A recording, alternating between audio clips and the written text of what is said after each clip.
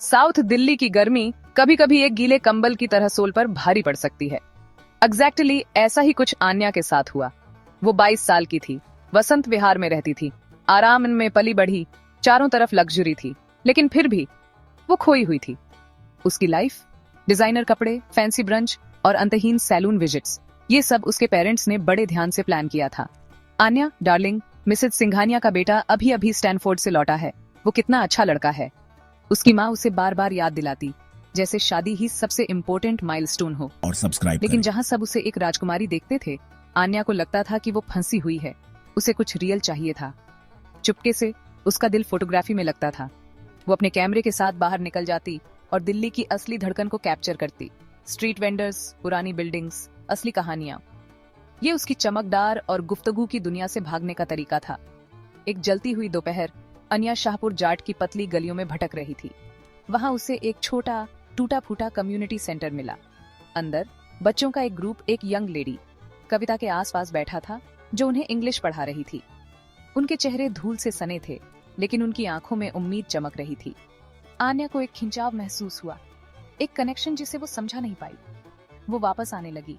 पहले बस देखती थी, फिर धीरे धीरे हेल्प करने लगी। कविता ने उसे बिना किसी जजमेंट के वेलकम किया।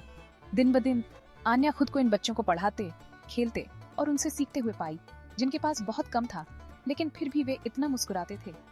उसके पेरेंट्स जाहिर है बहुत गुस्सा हुए। एक कम्युनिटी सेंटर उन लोगों के साथ?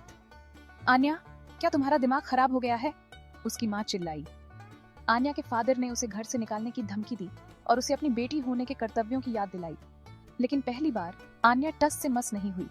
उसे एहसास हुआ कि असली वर्थ ब्रांड्स या फैंसी कारों में नहीं थी, ये उस खुशी में थी जो वो उन लोगों को देती थी जिन्हें उसकी जरूरत थी।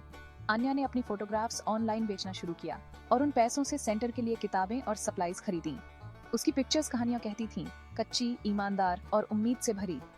फिर डिजास्टर आ गई। भारी बारिश ने सेंटर की एक दीवार तोड़ दी। बच्चे सेफ थे, लेकिन जगह बर्बाद हो गई थी। उसके पेरेंट्स ने इसे एक साइन समझा। अब देखा तुमने आन्या, ये तुम्हारी दुनिया नहीं है। लेकिन आन्या ने हार नहीं मानी। उसने एक फोटो एग्जीबिशन ऑर्गेनाइज की और सबको इनवाइट किया, अपने दोस्तों से लेकर लोकल रिपोर्टर्स तक। उसकी ईमानदार फोटोग्राफ्स ने दिलों को छुआ और सबको हैरान करते हुए लोगों ने हेल्प करना शुरू कर दिया। उसके दोस्तों ने, उसके पेरेंट्स के जान पहचान वालों ने, यहाँ तक कि अनजान लोगों ने भी। धीरे धीरे उसके पेरेंट्स ने भी उसके पैशन को देखा और हालांकि हिचकिचाते हुए उसके चॉइसेस की रेस्पेक्ट करना शुरू कर दिया। फंड्स ने सेंटर को दोबारा बनाने में हेल्प की और आन्या, उसने हाई सोसाइटी पार्टीज की जगह शामें पढ़ाने और बदलाव को डॉक्यूमेंट करने में बिताई। तो मोरल क्या है? असली खुशी पर्पज से मिलती है, प्रिविलेज से नहीं। एम्पैथी सभी दूरियों को पाट देती है। अपने पैशन को फॉलो करने के लिए हिम्मत चाहिए, तब भी जब दुनिया मना करे। और हाँ, एक इंसान सच में फर्क ला सकता है। अगर आन्या की कहानी ने आपको इंस्पायर किया, तो द स्टोरी हब 5 को लाइक, शेयर और सब्सक्राइब करें। देखने के लिए थैंक यू।